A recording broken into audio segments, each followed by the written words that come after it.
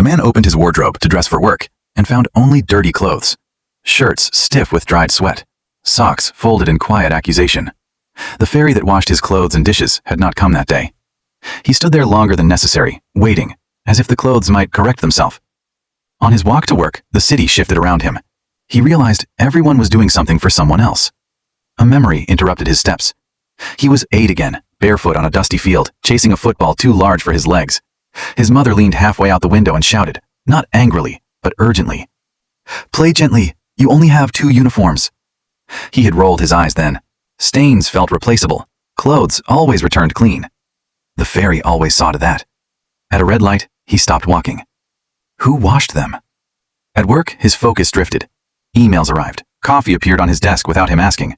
The office cleaner wiped fingerprints from his table while he was in a meeting. He nodded at her, the way people nod at furniture. By lunchtime, the fairy had grown a shape. It was his wife, humming while scrubbing plates late at night. It was his colleague who covered his mistakes without mentioning them. It was his mother, years ago, soaking mud from fabric with tired hands. It was systems, habits, quiet agreements no one writes down, silent acts of care and kindness from people. Fairies, he realized, are not invisible because they are magical. They are invisible because they are taken for granted. That evening, in the empty apartment, he tried to cook. Burned the onions, left the pan soaking, expecting it to resolve itself. It didn't. The sink stared back. His wife was at her parents' house. The word divorce hovered between rooms like a ghost that had learned the floor plan. He sat on the edge of the bed and finally understood the danger of believing in helpful fairies too deeply. You stop noticing when they are exhausted. He picked up his phone and called. The line rang once. Twice. He almost hung up, the old instinct to swallow things rising in his chest. Then, she answered. He didn't start with explanations. He didn't defend himself. He didn't say, but. He cried.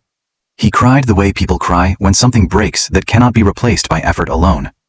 He told her about the wardrobe, about the fairy that never existed, about how he had lived as if care were automatic, like gravity, always there, until the day it isn't. She listened. That was all. No interruption, no reassurance. Just listening, which suddenly felt like a gift he had never learned to unwrap. The next day at work, he moved slower than usual. Not because he was distracted, but because he noticed. He noticed the receptionist who always refilled the water dispenser before it ran out. The cleaner who wiped desks long after people left. The colleague who forwarded reminders he never thanked. Small hands holding up a large life. During lunch, he washed his own plate, then another, then the sink.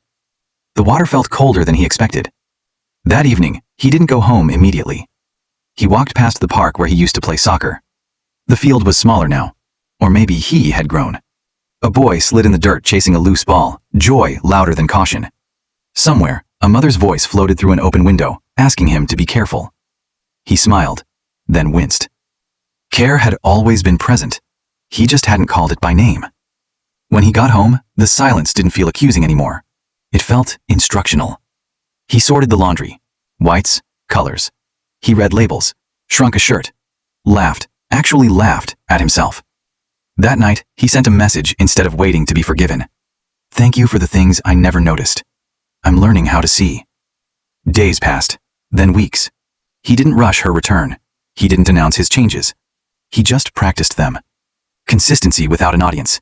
Appreciation without transaction. One evening, she came back, not with certainty, but with curiosity. They cooked together, burned the rice, ate it anyway. He listened more than he spoke. When she talked about her parents' house, about how heavy old stories can feel, he didn't try to fix it. He stayed. Later, folding clothes side by side, he realized something quietly profound. The fairy never left. She had simply been asking to be acknowledged, one habit at a time.